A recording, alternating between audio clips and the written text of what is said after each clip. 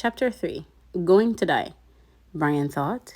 Going to die, gonna die, gonna die. His whole brain screamed it in the sudden silence. Gonna die. He wiped his mouth with the back of his arm and held the nose down. The plane went into a glide, a very fast glide that ate altitude. And suddenly there weren't any lakes. All he'd seen since they started flying over the forest was lakes, and now they were gone. Gone. Out in front, far away in the horizon, he could see lots of them. Off to the right and left, more of them, glittering blue in the late afternoon sun.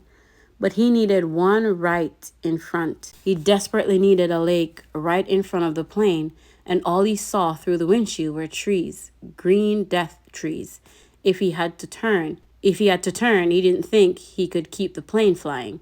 His stomach tightened into a series of rolling knots and his breath came into short bursts. There, not quite in front but slightly to the right, he saw a lake, L-shaped, with round corners, and the plane was nearly aimed at the long part of the L coming from the bottom and heading to the top, just a tiny bit to the right. He pushed the right rudder pedal gently and the nose moved over, but the turn cost him speed and now the lake was above the nose.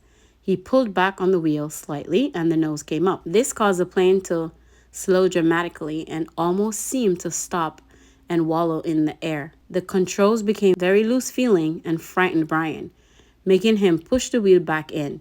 This increased the speed a bit, but filled the windshield once more with nothing but trees and put the lake well above the nose and out of reach.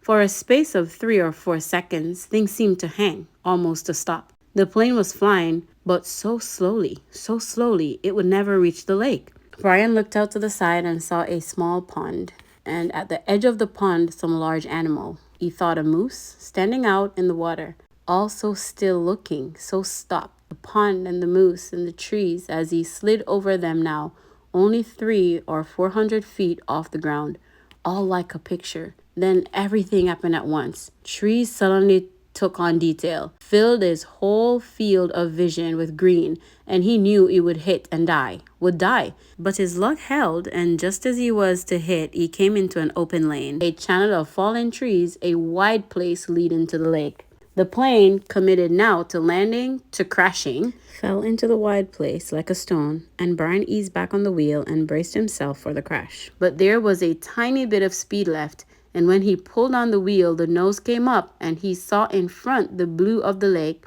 and at that instant, the plane hit the trees. There was a great wrenching as the winds caught the pines at the side of the clearing and broke back, ripping back just outside the main braces. Dust and dirt blew off the floor into his face so hard, he thought there must have been some kind of explosion. He was momentarily blinded and slammed forward in the seat, smashing his head on the wheel. Then a wild crashing sound, ripping of metal, and the plane rolled to the right and blew through the trees, out over the water and down to slam into the lake. Skip once on water as hard as concrete, water that tore the windshield out and shattered the side windows, water that drove him into the seat. Somebody was screaming as the plane drove down into the water. Someone screamed tight animal screams of fear and pain, and he did not know that it was his sound, and he roared against the water that took him and the plane still deeper down in the water. He saw nothing but sensed blue, cold blue-green, and he raked at the seatbelt catch, tore his nails loose on one hand. He ripped it until it released, and somehow, the water trying to kill him, to end him, somehow he pulled himself out of the shattered front window and clawed up into the blue, felt something hold him back, felt his windbreaker tear, and he was free, tearing free, ripping free. But so far to the surface, and his lungs could not do this thing, could not hold and were through. And he sucked water in, took a great pull of water that would finally win, finally take him, and his head broke into light, and he vomited and swam, pulling without knowing what he was doing, without knowing anything, pulling until his hands caught at weeds and muck, pulling and screaming until his hands caught at last in grass and brush, and he felt his chest on land, felt his face into the coarse blades of grass, and he stopped. Everything stopped. A color came that he had never seen before, a color that exploded in his mind with the pain, and he was gone from it all, spiraling out into the world, spiraling out into nothing.